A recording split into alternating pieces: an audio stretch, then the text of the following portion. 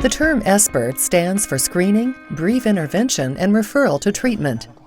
SBIRT is an evidence-based approach used with patients to identify a continuum of risky substance use and ultimately reduce and prevent problematic use, abuse, and dependence on alcohol and other substances.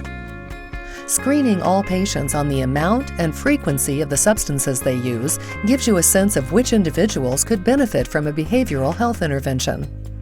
The screening results create an opportunity to discuss strategies to reduce harm and provide timely intervention and critical treatment if needed.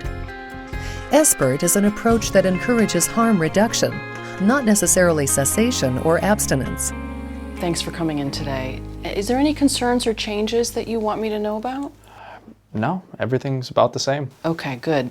So let's start with your health screening. Thank you for completing it.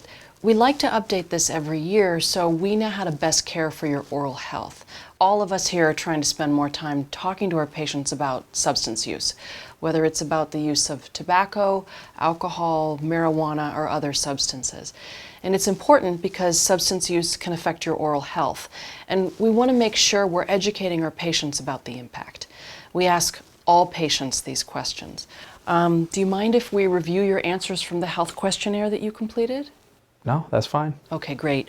So on the health history, you mentioned drinking 3 or 4 times per week, and when you do, you usually have 4 to 5 beers. You also said you smoke marijuana probably 2 to 3 times per week. Is that right?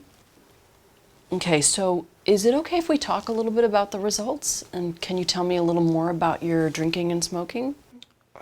What do you want to know? I go out with friends after work. We might watch a game or shoot some pool and have a few drinks. On weekends, I might smoke some weed if someone offers me some. I hang out with my friends at my house or theirs, and we have a few drinks while socializing. No big deal. Thanks for sharing this information. Knowing this helps us give you the best care. Would it be okay if I share with you the recommended drinking limits for low-risk use? Sure. Okay, good. We're trying to get the word out about the guidelines for low-risk use. We just want to provide some education so you can make the healthiest decisions for you. All use has some level of risk, but there is enough research to suggest that drinking in excess of 2 drinks per day or more than 14 drinks over the course of the week or 4 drinks on any one occasion for men increases your risk of fertility problems, high blood pressure, memory loss, relationship and work problems, and it could increase your chances of developing a dependency or substance use disorder. So for women, the low risk amounts are 1 drink per day, not more than 7 drinks per week, and not more than 3 drinks on any one occasion. And in the short term, drinking high amounts can have an impact on your oral health because alcohol causes your body to build plaque more quickly, which can create an environment in your mouth for cavities. So you're using in this zone, which is more than the majority of people, and I want to know what you think of all that. Jeez, you make it sound like I'm an alcoholic. It's not as if I'm drinking during the day. I just do it to be with my friends, to be social. I don't think it's a problem. It doesn't affect me going to work in the morning, and I've never been in trouble or pulled over while drinking. I really don't think it's a problem. Yeah, it can be uncomfortable to learn this information, and I know it shocks a lot of people when they hear about how much is considered moderate use. And I am glad to hear that it's not a problem in your day-to-day life. See, we like to have these conversations with patients because many of us don't even know how much is too much. Most of us were never taught this information, and we want to share it with you so it doesn't become a problem where things get out of control and it affects your health. Now, I know I've thrown a lot at you, and I'm wondering, what do you think? I'm not sure what to think. It feels like you're suggesting I have a problem when I don't think there's anything wrong. I really didn't expect to talk about this, and are you asking me to stop drinking? I don't think it's necessary. I like drinking with my friends, and we all do it. I know this is a lot of information to take in. So for a lot of my patients, once they learn about these guidelines for moderate drinking, they're more aware and they start to make some changes, like cutting back. I don't want to lie and say I'm going to change, but I will think about it. I'm not going to make any commitments. It's not like anyone makes me drink, and I'm not addicted.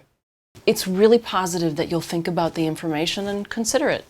And sometimes when trying to make changes, it's helpful to think about the reasons you like drinking.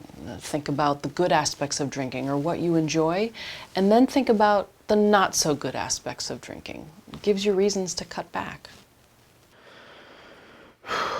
Like I said, I like to drink with friends, to relax and unwind after work, to be social and have fun. We all do it. It's not so unusual. I am just like my friends. But if I had to say one thing I don't like, it's the amount of money I spend going out. It does add up. Yeah, I could go out less often during the week and maybe drink less when I do. That would save money. Yeah, so it sounds like you might have some reasons to cut back so that you can save a little money. That's a good reason. I really appreciate your willingness to talk about it and consider making some changes. I know you didn't come in today to talk about this. We bring it up because we feel it's such an important health issue with our patients. You have a plan to think about this information and maybe start making some small changes. You'll cut back on how often and how much you drink with friends. Now, let's check your teeth and gums and start your cleaning. Yeah, thanks, I'll consider it. Some patients will need a referral to a behavioral health specialist to help them get the right care based on their personal circumstances. The Doorway New Hampshire is a free resource to support any New Hampshire resident dealing with a substance-related concern. To access a Doorway in your area, call 211.